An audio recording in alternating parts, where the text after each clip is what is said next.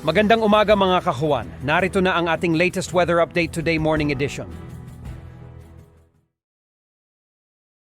Sa ngayon po, umiiral pa rin ang shear line at nagpapaulan pa rin po ito sa malaking bahagi po ng Visayas and Mindanao na at aasahan din po yung epekto ng northeast monsoon naman or amihan sa natitirang bahagi po ng Visayas at malaking bahagi ng Luzon. Ito po yung nagdadala ng malamig na panahon plus may hinang pag-ulan doon.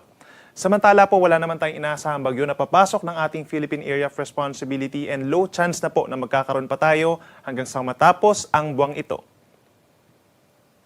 Para naman po sa magiging pag-ulan ngayong araw, mostly dito pa rin po sa may eastern portion of Luzon at sa may southern Luzon magkakaroon ng mga pag-ulan dulot po ng amihan. Pinakamatataas ang tsansa ng ulan dito sa may Bicol region, dito rin po sa Marinduque, Romblon, and Oriental Mindoro, mga light to moderate rains po yan. Mag-ingat sa mga posibleng pagbaha at pagguho ng lupa. Dito naman sa may Quezon, sa malaking bahagi po ng Cagayan Valley and Cordillera Administrative Region as well as Aurora, asahan po yung may hinang ulan at makulimlim pa rin na panahon most of the day dulot ng amihan. Dito naman sa Ilocos Region, natitirang bahagi po ng Central Luzon, Metro Manila, rest of Calabarzon and rest of Mimaropa, partly cloudy to cloudy skies pa rin po at kung may mga pag-ulan man, saglit at may hina lamang po ito. Dito sa malaking bahagi ng Luzon, preskong panahon po ang ating mararanasan, hindi kataasan yung ating mga temperatura and in fact, sa madaling araw po possible yung less than 20 degrees Celsius na minimum temperatures over Lawag, dito po sa may Tuguegarao at magi dito sa may Tagaytay. Habang sa Metro Manila, between 21 to 29 degrees Celsius po yung ating temperatura. Dito naman sa Baguio, pinakamalamig sa ngayon, 12 to 21 degrees Celsius. Sa ating mga kababayan po sa Visayas, pinakang uulanin dulot ng shear line, ito pong eastern portion of Visayas. Asahan po yung kalat-kalat na ulan and thunderstorms na posible pa rin magdulot ng mga pagbaha at pagguho ng lupa. Kaya lagi po mag-antabay sa ating ipapalabas na weather advisories and heavy rainfall warnings. Dito naman po sa parting Western Visayas, lalo na sa Aklan and Capiz, medyo makulimlim pa rin po ang panahon at makakaranas ng mahina hanggang katamtamang ulan dulot ng northeast monsoon.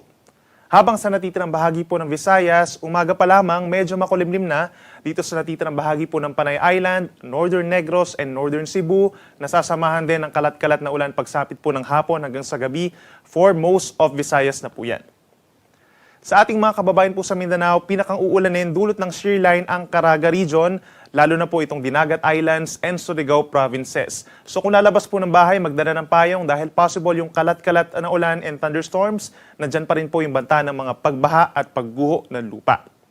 Habang sa natitirang bahagi po ng Mindanao, partly cloudy to cloudy skies naman po tayo. Medyo maaraw dito sa may western portion such as Bangsamoro Region and Zamboanga Peninsula, habang medyo maulap most of the day dito sa may eastern part, itong Davao Oriental, Davao de Oro, and maging dito rin po sa may Bukidnon, may Misamis Oriental and Siquijor. Meron din mga tsansa po ng mga localized thunderstorms or pulupulong ulan or pagkidlat-pagkulog na nagtatagal lamang ng 1 hanggang 2 oras.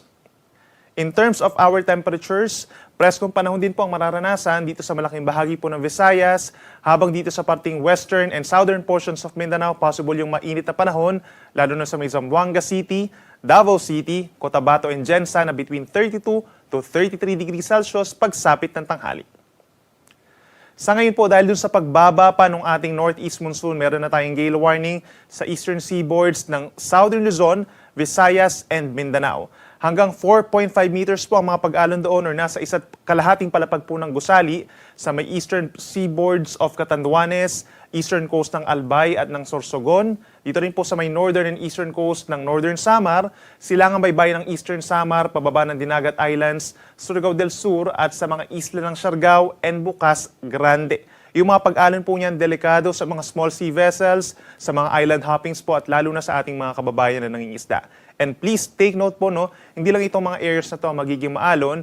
Dito po sa may Western Visayas and Mimaropa, yung mga pag-alon po natin dito, posibleng umabot between 3 to 4 meters at delikado rin po ito sa maliliit na sasakyang pandagat. Ito po ay dahil sa northeast monsoon. And in the coming days po, makakaranas pa rin tayo ng maalong karagatan in many seaboards of Luzon, Visayas, and eastern portion of Mindanao. Ang araw po ay sisikat 6:25 ng umaga at mas late itong lulubog 5:52 ng hapon.